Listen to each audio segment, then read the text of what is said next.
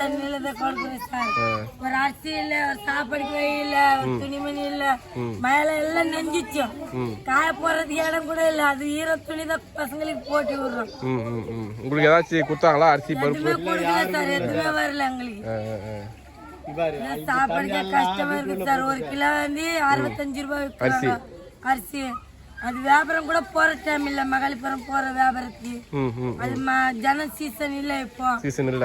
அதனால இது வந்து இறங்க மாட்டாங்க, ஜனம் இறங்க மாட்டாங்க. அங்கங்க தண்ணிக்கு பார்த்து பயந்து எல்லாம் அங்க இருக்கு. இப்ப மகாபலிபுரம் வியாபாரம் சீசன் இல்லைனாக்கா வேற என்ன வேலை செய்வீங்க?